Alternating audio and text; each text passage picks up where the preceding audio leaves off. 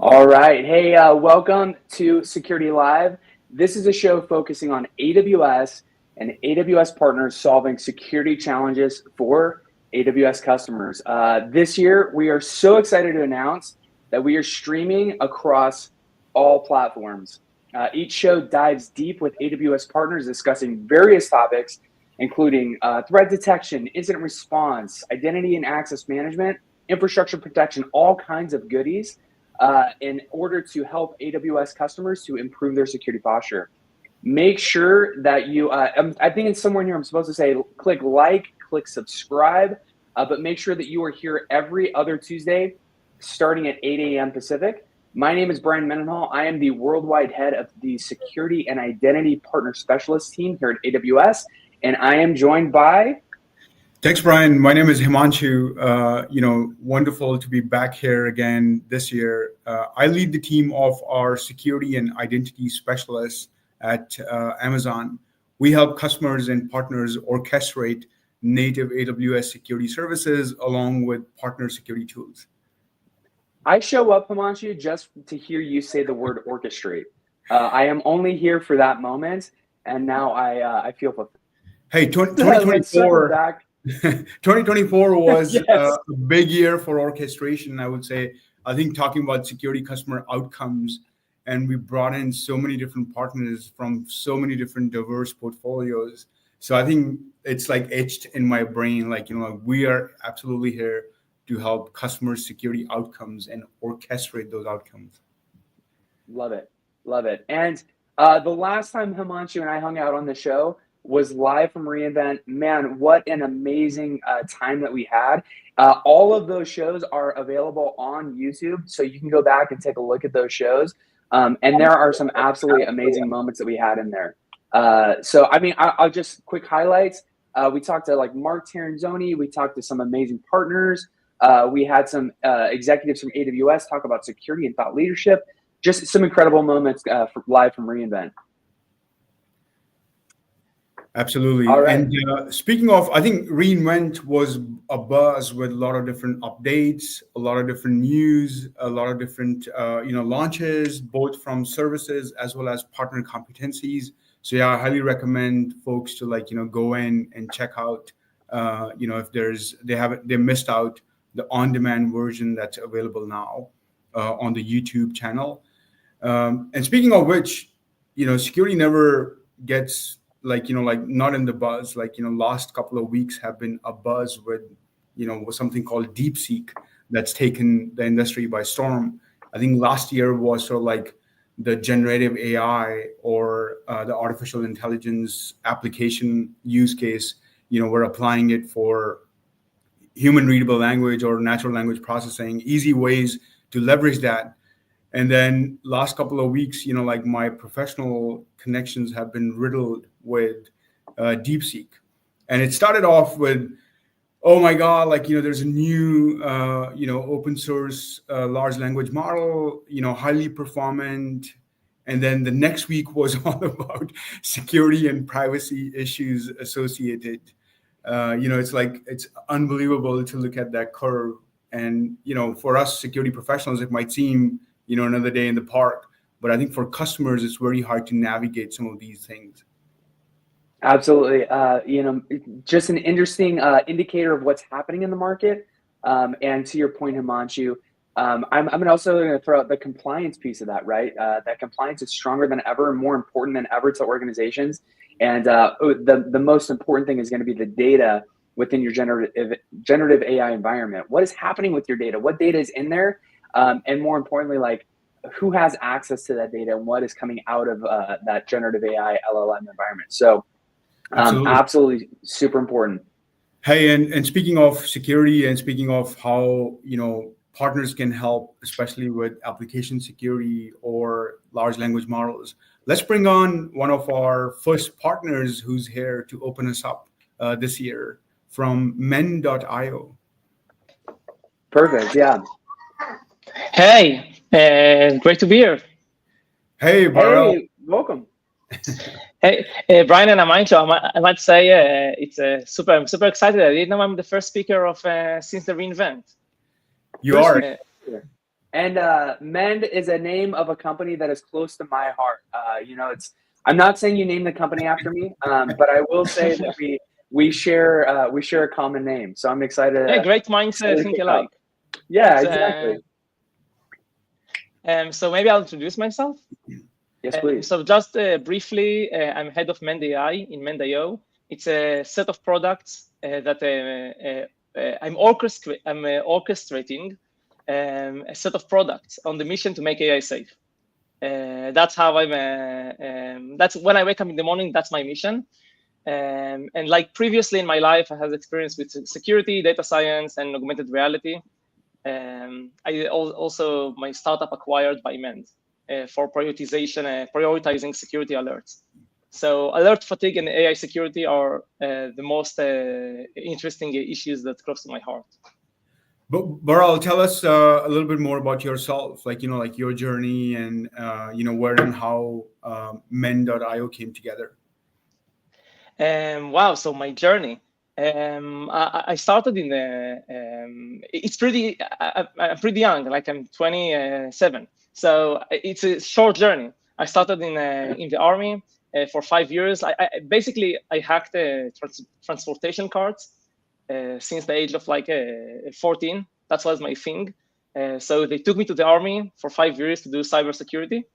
And then afterwards, I did like data science and joined as a first engineer to augmented reality startup, really cool one, because I always wanted to see how it is from the other side. I felt like if you'll be all your life in security, you'll never know how it looks like from the people you're actually trying to protect. And so as it like, but when I do data science or augmented reality, all these things, I think about it from the user perspective, and it's really helped me now. Like afterwards, when I did my own startup, and when now with Mend AI, I basically it's like I hope it will give me this perspective. That's great. So that yeah. And isn't it interesting? I think we get Himanshu.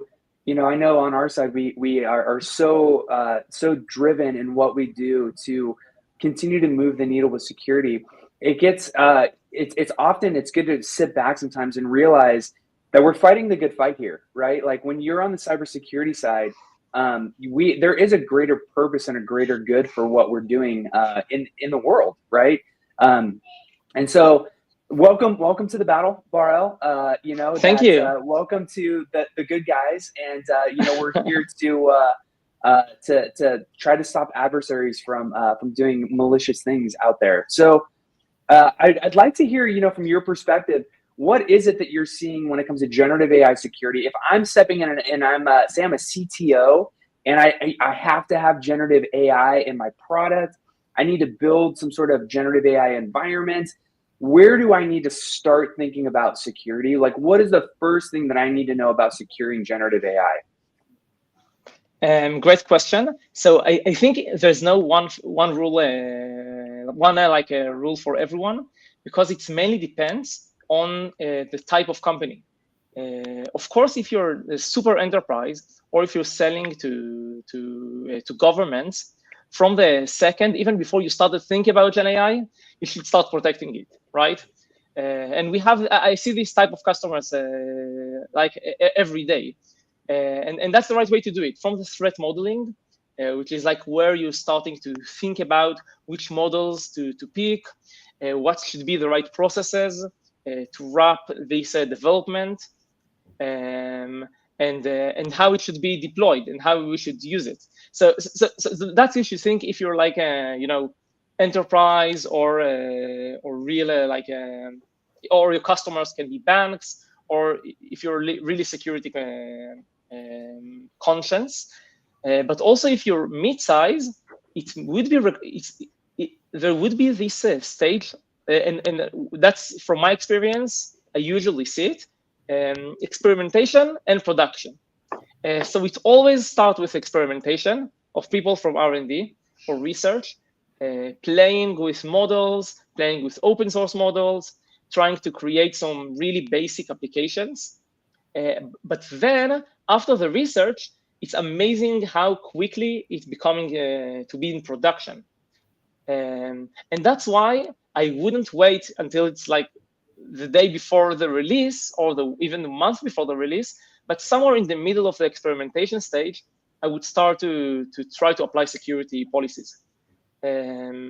Because like our job at the end is not like creating policies that block the usage of Gen AI, right? It's the classic thing to say, but Right. it's so right, and it's so hard to do it when you do it when it's too late. Yeah, but Bar-El, I think you bring up a good point, which is, I think we use the term proactive security, or like, like the idea is to like sort of like get out of the way to enable businesses. So how can this be a business enabler? So I think I'm curious to hear like your point of view on, when we talk about leveraging new technologies, like you said, the pace at which this technology is evolving and changing, and every day there's something new that's coming up. What is it that the business teams should be looking at or what best practices should they be looking at so that they can still experiment, they can still play with all these new different models and or applications that are coming out, but at the same time not compromise on the security elements? So I think it's pretty simple. It's fine that we get these barcodes. It's you should know if you want to hear about Mend, you can see it here. It's funny. Basically, I think it's pretty simple. Our focus is that our value to the word is that we're pre-deployment, because we believe vulnerabilities. You want to catch the vulnerabilities before you expose to them, which is a very simple idea, but it's really hard to implement because you need to predict what's going to be the most severe vulnerabilities. So we see we believe there's 4 stages to simplify it. The first one, and it's from business from top to bottom, from top executives, business to the engineers, understanding what is your shadow AI, and we call it shadow AI. And that became the industry terminology, which is a great terminology. And it's like shadow IT. It means write a list of all the AI usage in production or that's going to be in production. Let's put aside for a second employees using ChatGPT or code AI generated code, because that's maybe risky, but it's not in production. It's not on your customers. So make a list of all the AI you know. Okay, now try to make a list of all the AI you don't know. From our experience, and our product help you to make this list in a simplified, in a simplified way. And That's interesting. from our So yeah. is it just to sorry to interrupt, but is it we call this the supply chain in the traditional IT world, where you have to look at your software bill of materials. So are you suggesting, is it something similar where you sort of built this bill of material for all the artificial intelligence or generative AI applications that are in use? Yes, and it's starting to become an industry standard to call it AI bill of materials or ML bill of materials. Some of the formats of some of the protocols of SDO already start to implement and support it in the new versions. And from our experience, the main reason why it's important is because we call it the shadow ratio of AI. The ratio between the AI you know and the AI you don't know is a factor of 10. Oh, wow. It's amazing. I would never expect that it's going to be factor of 10. We came to customers and they told me, I heard it at least tens of times. We have X amount of AI or 0. And then we started to make this, shadow AI scan. And then we found it's 10x or even more. And it's mind-blowing. Yeah. And then you mentioned Bar-El vulnerabilities. And I think in the world of when we talk about, especially large language models or generative AI, there's this concept of the Open Web Application Security Protocol, or OWASP, known as the top 10 LLM. Is that where Men.io helps? Like walk us through, like, like what does that evolution looks like? So once you've done the inventory and figured out, like, what all are the applications, what's next? So it's great. OWASP top 10 for LLM applications. That's like the long name, of it. I know it's too long. That's what happened when you give volunteers engineers to make the work. But I volunteer, by the way, so I can like joke on us. But it's basically they're making an amazing job about creating threats. They're like defining the threats that you want to protect from. Like every OWASP list, there is this issue that it's not specific enough. So other security, actually it's AI security already. There's like a new persona in companies. You want to be like on the middle. You want to, in the second stage, basically, like we got Shadow AI, right? The second stage is risk. You want to find your balance between what's the threats in the OWASP top 10 that important for you. For example, maybe fake news. It's not you don't care that your assistant will write fake news because you're focusing on something entirely else. But probably prompt injection and system prompt leakage that are like one of the most interesting threats in there. Maybe super relevant for you. And that's such an interesting point, right? You have the OWASP top 10 LLM vulnerabilities, which is like if you're watching the show and you haven't read those OWASP top 10 vulnerabilities, do that after the show. Like wait until we're done talking, but make sure you go check that out because it's super interesting. Some of the things that we've seen traditionally in threat vectors, like SQL prompt injection, that kind of makes sense for LLM environments, right? You've got prompt injection, you've got data leakage, you have new things like hallucinations and things like that. But my question to you, Bar-El, is how do we contextualize those threats into our traditional security threats? Like I'm used to seeing like if a light goes off on my firewall, my analysts know how to investigate that, and they know how to determine this is like we're indicator of compromise, indicator of attack.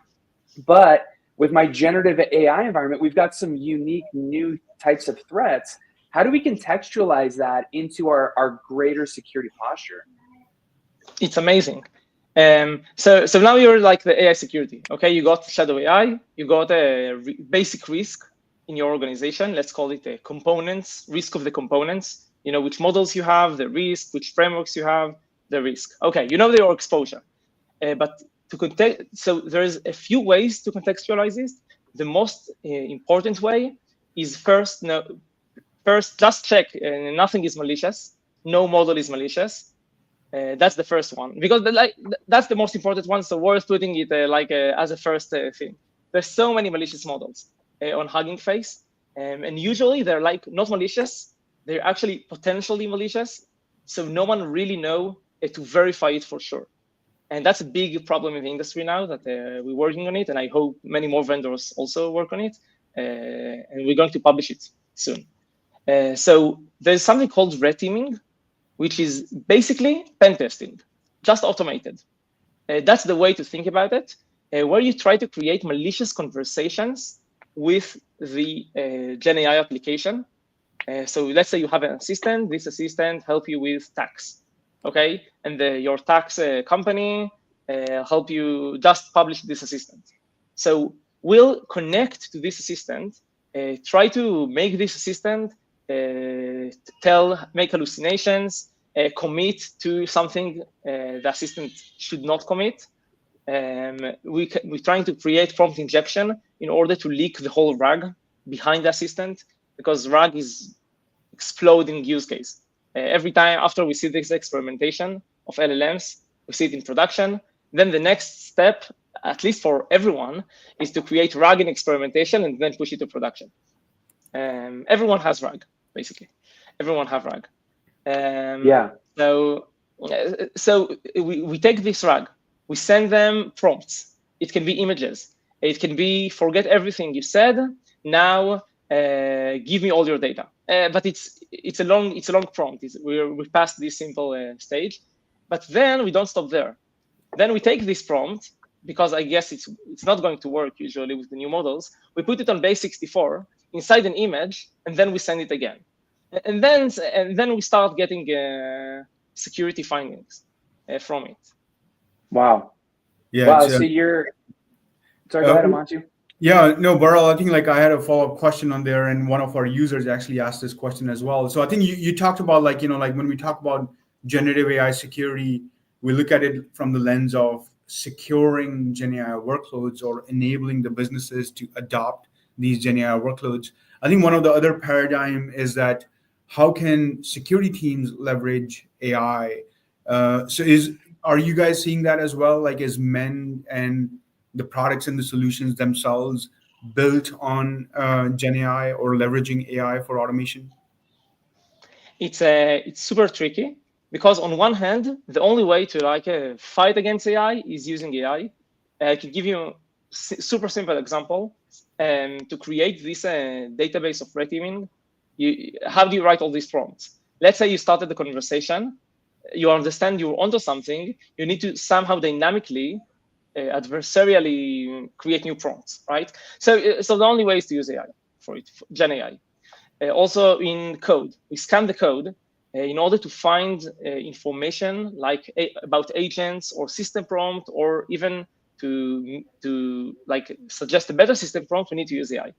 But the problem with it is that AI is fuzzy. It's not like usually security engineers write algorithm, right? They know the input and the output. AI is super fuzzy, and if you use AI agents, it's even more fuzzier because it will go to the web. And maybe even execute code. So especially in security, it's really hard. And I think the first use cases that we at least tackle is like red teaming and remediation of code. So if you have a vulnerability in your code, we'll suggest remediation to fix it. Yeah. For example, your system prompt will try to suggest a bit more hardened system prompt and validation on the output of the LLM, for example. That's very cool. I think one of the things we've been telling customers is that, no one model will rule the generative AI world. I think we've been like sort of like helping our customers with flexibility and choice from day one. And I think that's where Amazon Bedrock as a managed service provides customers not only the flexibility to choose, which large language model they want to play with, or the foundational models that they want to use, either as is, or fine tune and fine train them for their own purposes. But there's also this element of creating their own private version for that, so that it's not like open out there. How does Men work with services like Amazon Bedrock? It's a great question. I think like there's two things. I have two things to say about it, if it's okay. The first one is like we got this paradigm of stages I started to speak about. So we got like shadow AI, then risk of components, then contextualize it. We call it like behavioral risk. But then we have governance. Governance is how you wrap everything and create policies to what you allow and not allow. So for example, many times Bedrock has like is SOC 2 compliant and has like great privacy policy. No surprise, right? But usually developers will use many inference providers because they do experimentation with it, and then it's really easy to take it into production. But then the legal department or the AI security will find it out, and the best recommendation to do is to move to Bedrock or to like any other something with good privacy. If you ever read the privacy policy of DeepSeek, but it's not only DeepSeek, it's just DeepSeek is now hype, they can record your data and save it, and it's going to be saved in the Republic of China, the servers. So like there is an issue here with most of the inference providers. And that's one use case when you want to move to Bedrock, for example. For us, we use Claude through Bedrock to scan licenses because every model and also open source packages has this license. And like I say about inference providers, in order to understand if this inference provider has a okay policy, you need to scan it and to understand it. So we use Bedrock, Claude through Bedrock to understand the information, the details. And that's one thing. We also do many crazy stuff on code, which is amazing. I love the crazy stuff. Make sure that you put that on the website. We do crazy stuff. That's it's a my good tagline for a long time. I do crazy stuff, and nobody knows what's going to happen. Before we jump in, we've got just a couple minutes left. I want to make sure we reach out to our viewers. We're seeing the chats coming in. Thank you so much for corresponding. If you have a question before we go, get it into chat. And I can't contain my excitement either. Let's get those questions in chat. We'll send them over to Bar and make sure we get those questions answered with the very short amount of time that we have left. Amazing. So and we have more. I'd like to say we have more information. Every week we're writing blog about AI security. So I think many of the chats questions about RAG and about how prompt injection work or system prompt leakage, we literally wrote blog about it. There is Bar-El. There's actually a question from one of our listeners here, Hassan, who has a question that says, how does Men.io handle open source dependency security in a cloud native environment? Is there anything like, Dependa-bot or in GitLab? Yes, Renovate. Have you heard about Renovate? Explain to our viewers. Go ahead. Renovate is basically like a better version of a Dependa-bot. Like it's a competitor of Dependa-bot, and it's connected to our security to our security platform. So you have when you install Dependa-bot, it starts sending UPRs about updating, and it's basically work. Specific about cloud native, we have many we have reachability, which is a super cool way to prioritize risk. Because the truth is, most of the risk alerts are noise, and you need to find a way to remove it or to prioritize it. So we have reachability for both the SEA, which is like open source packages, and for containers. That's the startup that I sold to Mend, basically. So I know it pretty well. And it's especially for cloud native. For containers, pre-deployment. It's a good question. All right. Wow. And then I know like the viewers will check Men.io. One of the things, Bar-El, that comes up is like, you detect things and now you need to go in and take actions like for automation and remediation. I think this ties into what Brian was mentioning earlier as well, is that, like in your typical security incident response, you have the findings and you go act on those findings and take actions. In this scenario, what does that workflow look like in the case of Men.io? So there's a few automations you want to make, right? You want to create, for example, if you're using a model that's, let's say, DeepSeek. We're getting really hard on DeepSeek in this conversation. Let's say it's a Llama. Okay, Llama has if you have EU customers or you're an EU company, you may not want to use Llama. It's not the best. It's not a good model for you.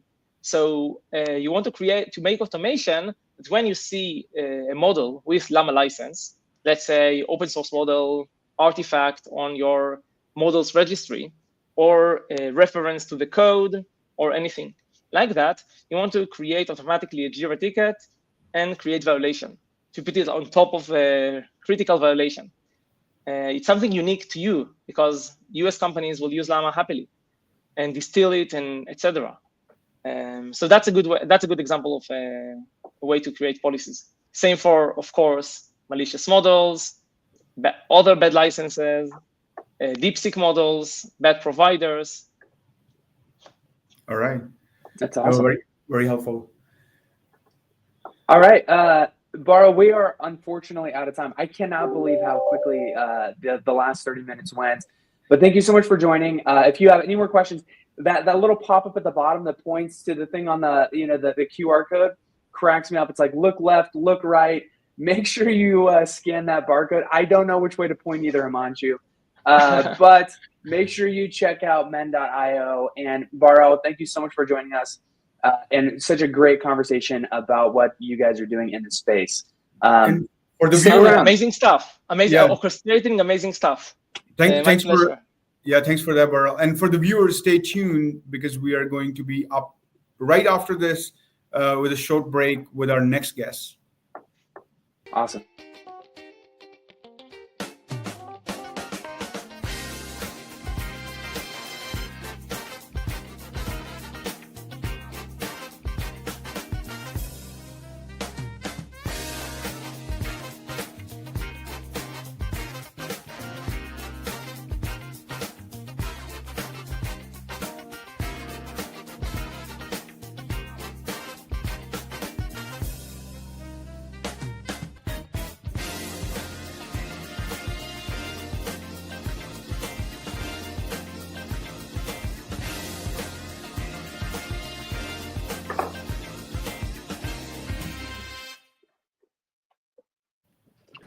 All right. Hey, thank you so much for joining us. Welcome to Security Live. This is a show focusing on AWS and AWS partners solving security challenges for customers. This year, we're so excited to announce that we're streaming across all platforms. Each show dives deep on AWS partners and discussing various topics related to, it could be anything. It could be threat detection, it could be AI security, it could be data protection, but we're talking about how we can help customers together. Make sure you tune in every Tuesday at 8 a.m. Pacific. My name is Brian Mendenhall, and I am the Worldwide Head of Security and Identity Partner Specialist at AWS. And I am joined with Himanshu Verma. Hey, thanks, Brian. My name is Himanshu. I lead the team of our security and identity specialists at Amazon. We help customers orchestrate their security outcomes using either native AWS security tools or our partner tools and services. And speaking of partners, we already have one of our esteemed partners here join the show as well. Hey everyone, this is Arnab Bose. I'm the Chief Product Officer for Okta, AWS partner for 16 plus years. Our whole product suite is built on AWS. Nice to be here, Brian and Himanshu. Thanks for having me. Hey, thanks, Arnab. Arnab, thanks for joining the show. For folks who are on the call, logged in from right around the world, give us a little bit of a background on, where and how Arnab's journey, broke way into identity and enterprise authentication or, cybersecurity in general. And then tell our audience a little bit about, what is this organization Okta about?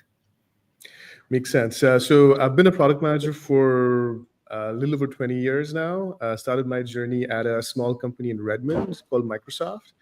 I wasn't, focused on identity and access management there or in subsequent roles, but I've been pretty interested in security for a long time. I remember I worked on a feature within Office called International Domain Name Support. Sounds pretty innocuous, but quite a challenging issue from a security perspective because it allows attackers to register websites and domains using non-Latin characters. And there are lots of non-Latin characters that look exactly like Latin characters, like a Cyrillic I and things like that. So I'm kind of going way back in time, but definitely piqued my interest in security.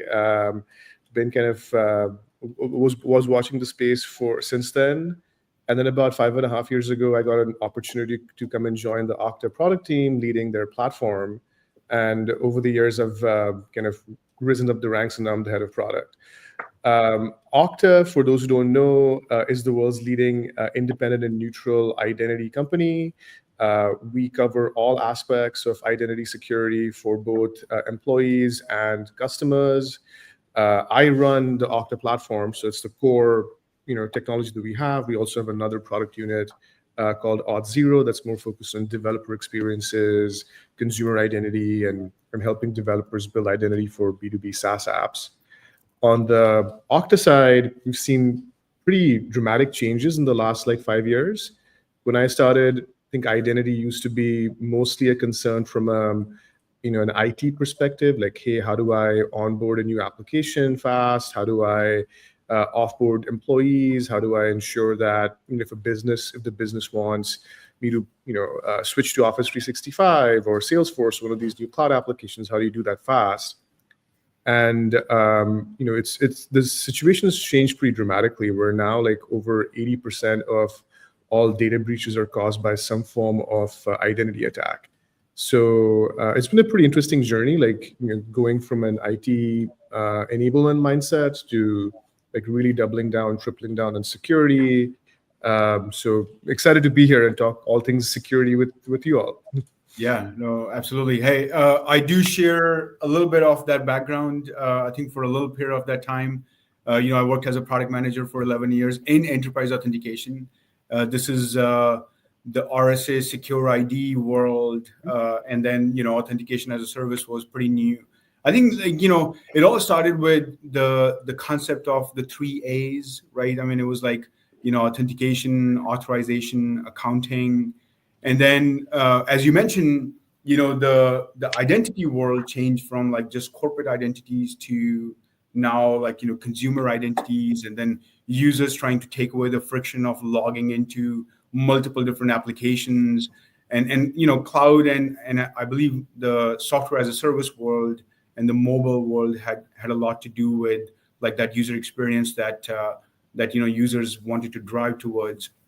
I do have a trick question for you, Arnab, and having being in this space for all these years, why is it that we are still here talking about identities and identity compromise as the number one entry point for threat actors? I think, Himanshu, the concepts, like just from a computer science first principles perspective, they haven't changed, right? Like the three A's you called out, authentication, authorization, and then continuous accounting or compliance, they've remained constant in the last 20 years.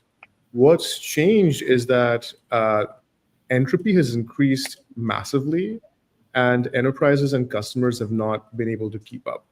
So as an example, like I was actually doing this exercise with my team a few days ago. The basic experience of human beings on the internet in terms of signing up for a service, registering an account, creating a password, recovering it, it hasn't really changed since the early 90s. Like there was a New Yorker cartoon from like 1993 that I dug up, which it's probably pretty famous. It's like it has a dog surfing the internet, and the caption is, on the internet, nobody knows that you're a dog. And that actually is still true today, because if you go through any of your KYC processes or like signing up for an account, you're still filling up a bunch of fields. We've seen some advances across all the operating systems and standards with passkeys, and we're excited about that. But I think in terms of my personal experience with passkeys, only the most advanced technology folks who know how these things work are going to be able to figure it out. Because if my mom signed up for a passkey on her laptop, I don't think she'd be able to figure out how to go ahead and reuse that on her phone or a different device. So that's like, I think one of the issues is entropy has dramatically increased in terms of, and I'll explain in more detail. So that's like a very consumer example. But if you sort of drill down into the enterprise and why are breaches still happening?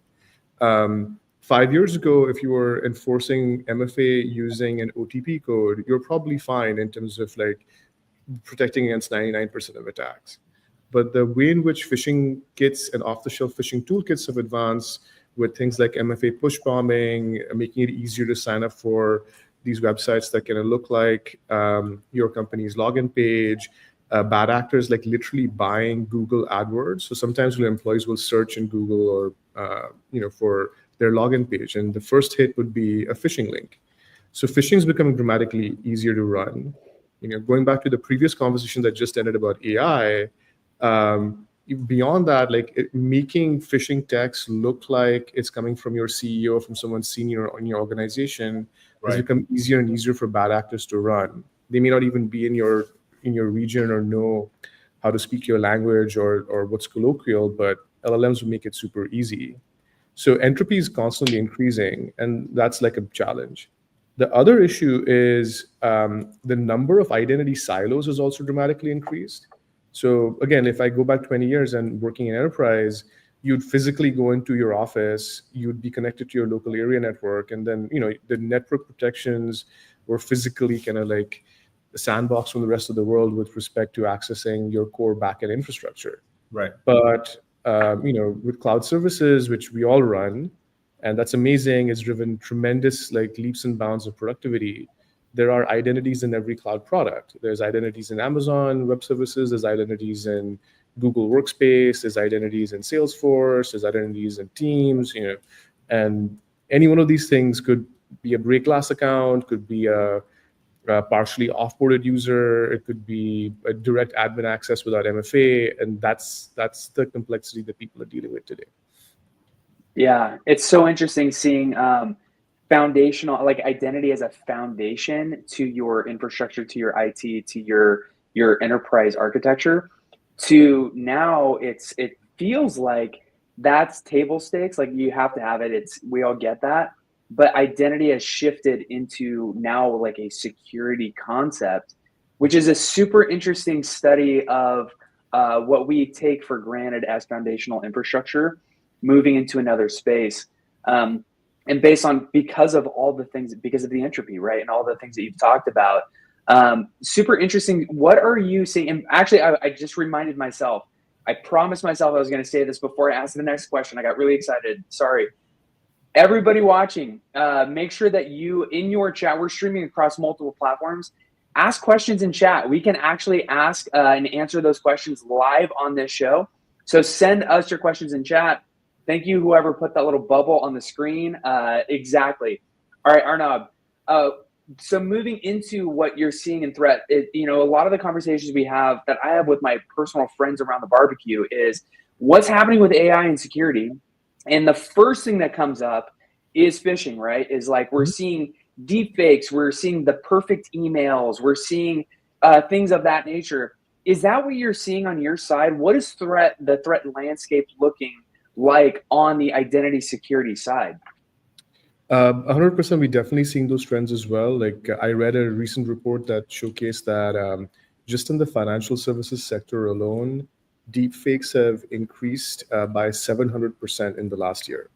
So there's a 7x increase in deepfake attacks. Now, admittedly, the baseline was low, but these are just far more sophisticated and harder to protect against. I think just to kind of give you some color. If your company has implemented strong phishing resistant authentication, we're seeing that pick up quite a bit, but it's still, in our data, only about 6% of all auths. I know, AWS probably requires everybody to use like FIDO keys and things like that, and it's a sophisticated security organization. But just in the global scheme of things, you guys are in the 6%. There's a bunch of people in the 94%.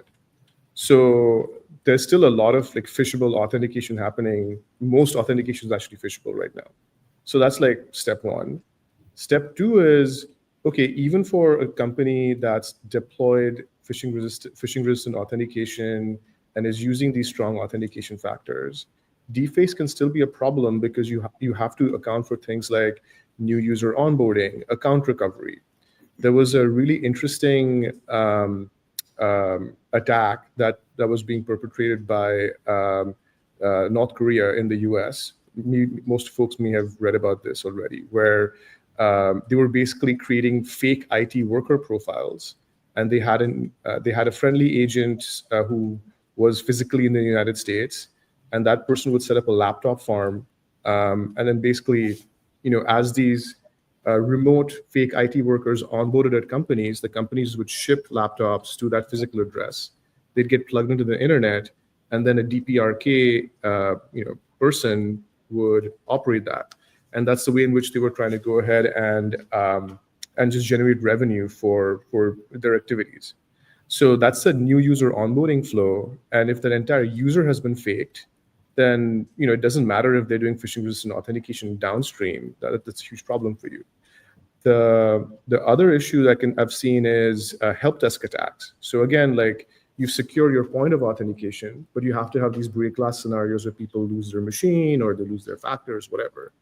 And with visual deepfakes or audio deepfakes, pretty easy to go ahead and call up a help desk, convince that line person who can reset your password or credential or send you an OTP code to a SMS number that's been hijacked, and then the attackers are off to the races.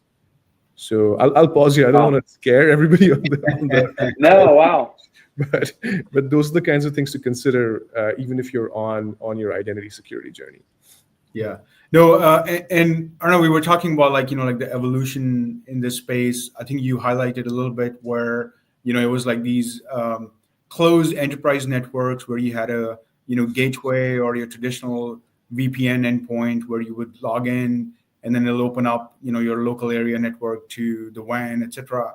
And then now with microsegmentation and I would say, app development, sort of like all of that has morphed into what the industry has been calling the zero trust framework, which is, I think, to me, like sounds like an evolution of, I think, what was traditionally known as sort of like risk-based authentication, where you're going to evaluate and contextualize and bring in all the different factors into who's coming in and where they're coming in from.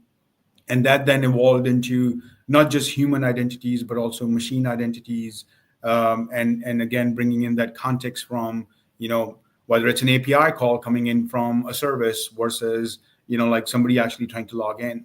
What are you seeing with regards to, like, as businesses adopt now, generative AI or AI/ML, what are customers asking you to solve for with regards to that? And how does that zero trust framework play a role in here? Yeah, so I'm going to be very basic in my response here, which is when you're hooking up any of these new AI products, one thing that they need access to is they need access to either a service account or some sort of an API token so that the service-to-service integration can happen. And this isn't particularly novel with respect to AI or LLMs. It's just been the way in which you hook up service-to-service integrations. It's just that as AI adoption skyrockets, the number of these service-to-service connections is just going to skyrocket as well. And there are all these new terms like non-human identities are growing at a much faster rate than human identities. Makes sense because you bring in a new AI tool that has to crawl your Google Workspace documents or has to crawl your Slack chat history or your organizational data. Now you've got like 3 times the number of like API integrations that you had before. So the very first question we're being asked is, how do I prevent a breach or prevent over permissioning? Can I start getting visibility and insight into all of these service accounts, into the non-human identities that are in my system? So that's like step one. And that's aligned with zero trust principles of being able to identify over permissioning or being able to identify who has access to what. In this case, the who is a machine or a non-human. The second question we're being asked is, how do we drive down those standing privileges to zero? And is there a way to like restrict the scope of access that those agents have? Right. So you may want to allow read access, but obviously not full CRUD. Again, being very, very basic and at like a 10,000-foot level. How do you audit that? How do you create some policies around it? What's the life cycle for it? Things like that. And then the final step is like, is there a way to actually authenticate Gen AI? So is there a way for a machine-to-machine integration to present that it is the actual machine that you want? And there's advancements in protocols here. There's a protocol called DPoP that sort of ensures that the token that's being used to connect up to services is not stealable. And those are all of the ways in which like we are reacting, which is like we are providing all the toolkits to say, okay, if you want visibility before you deploy, here's an identity security posture management product you can use to go ahead and get visibility into all of your like AWS, Salesforce, GitHub accounts, and you have a sense for like all the non-human identities. Here's a privileged access management solution for you to go capture that or have access policies around rotation, end of life, just in time, etc. Mm-hmm. And then in terms of like DPoP, there's a bunch of tooling we've provided so that if you're building out a homegrown application, you can go support that DPoP protocol and things like that. Yeah, I think you touched on some really good points there. Least privilege access principles, making sure you rotate your encryption keys, leverage solutions that can add on some of this encryption on top of the tokens for APIs, all really good stuff. I think there's a question from one of our viewers around, similar to in the current age of fast evolution of artificial intelligence, being security experts, what digital safety precautions would you suggest? Is this something that you can, highlight on best practices, especially related to identity and access management, authorization? Yeah, I mean, I think there's two parts of the question. One is like a professional part of it. The other one is personal. I'll cover the professional one first, which is I think like the Himanshu, actually, you've been stating it quite well, which is the fundamental concepts of identity security around zero trust principles. That's a good framework. There's lots of stuff you can read about zero trust as a framework, or the authentication authorization accounting framework. That hasn't changed in decades, because like any of these new interaction patterns, whether whether it's like machine to machine or human to machine or human to new resource, they all follow the same exact concepts. So at a professional level, educating yourself about those concepts so you know those frameworks, and you can, effectively threat model any new project you're working on using that framework is super, super helpful.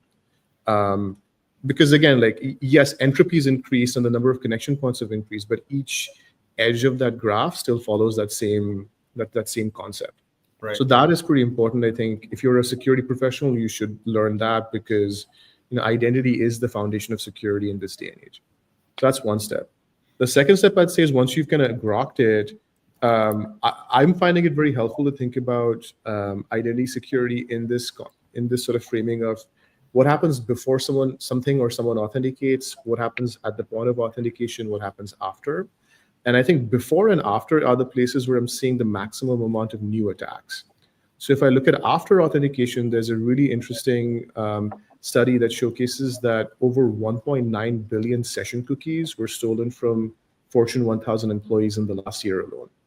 And the reason why this is happening is, again, once you have that session cookie, it's a golden ticket for a short amount of time, but it's a golden ticket which will allow you to just access that resource with no MFA, and probably no network checks because of the internet. So thinking about those concepts and getting a sense for, okay, in my setup, like I'm building a product or I'm running security for an organization, have I thought about like visibility of my existing identities? And have I thought about what happens after auth? I think those are the two places where people have underinvested historically in the past, and where there's the most increase in attacks. So that's hopefully covers off the professional angle. On the personal side, this is not an Okta take. This is just my take. I would say, whatever you can do to have good, use a password manager, don't join public Wi-Fi networks unless you have to. Like, I'm saying things that are very, very basic, but they matter. They just matter a lot. Absolutely. If you get an SMS from an unknown number, please don't click the link. +1, yeah. Your UPS text message, maybe you question those text messages. I was in a cab yesterday morning early, and it was a long ride at about 4 a.m. And the cabbie was asking me, "What do you do?" And so on. And it's so funny we're having this conversation, because I mentioned I work in cybersecurity, and he asked what can I do to protect myself from a cybersecurity perspective. And Arnab, you like just went down my checklist of like, don't click on those like strange, text messages you're getting. If you're getting an email from your aunt, asking for a $1 billion check, maybe give her a call. Like, trust but verify. Some of those concepts are ubiquitous. We've got a couple more comments in chat, which are awesome. Please keep those questions and comments rolling in. We see all of those, and we are grabbing those.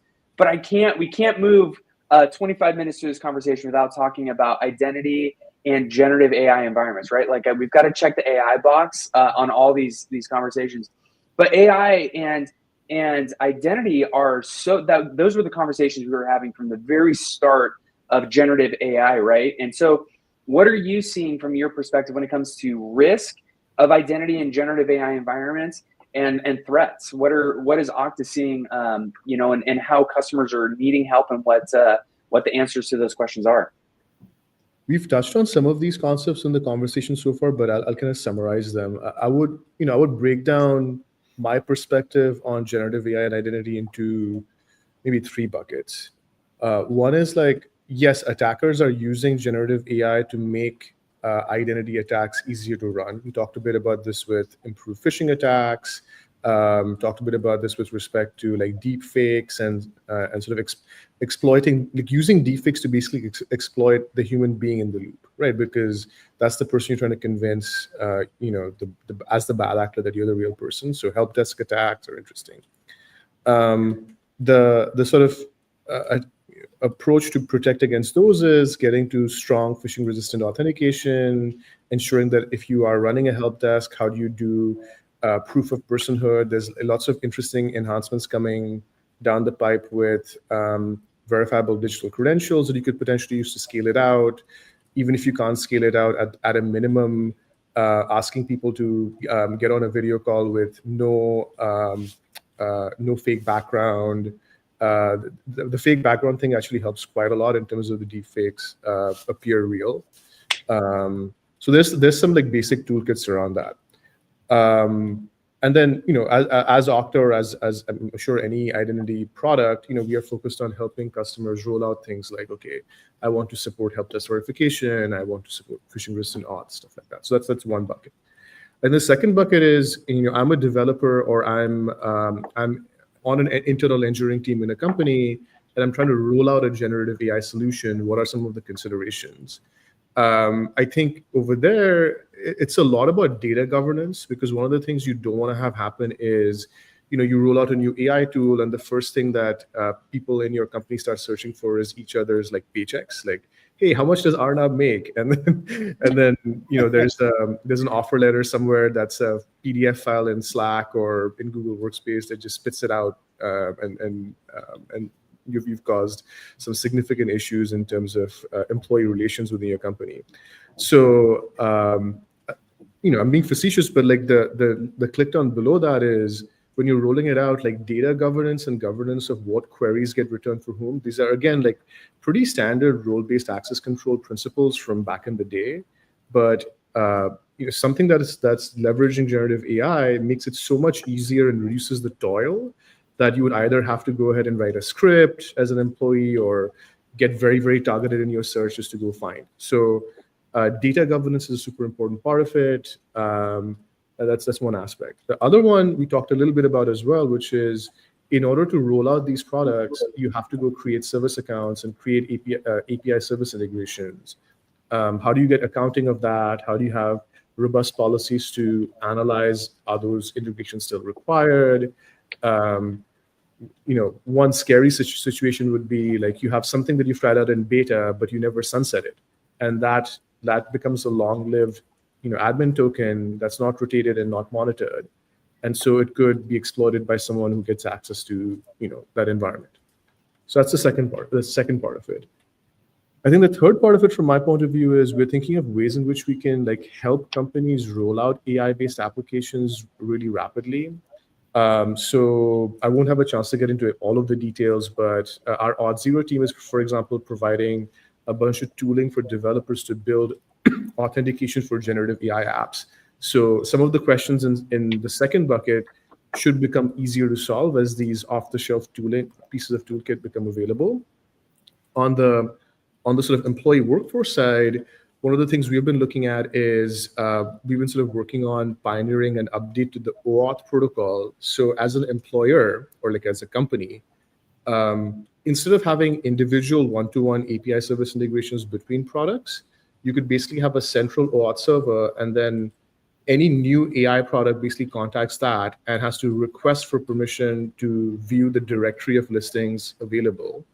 And then you go through an access approval process to get the API token. And that ensures automatic visibility and then governance of those connections going through, because it goes through the awesome. Central. Arnab, sorry to cut you off, but we are absolutely out of time. Thank you so much for joining us. And I'm so sorry to cut you off, but if you want more information on this, there was a QR code. Scan the QR code, check out Okta, and find out more information. Arnab, thank you so much for joining us. And join us 2 weeks from now, Tuesdays at 8 a.m. for Security Live. Thank you. Thanks for having me. Thanks, everyone.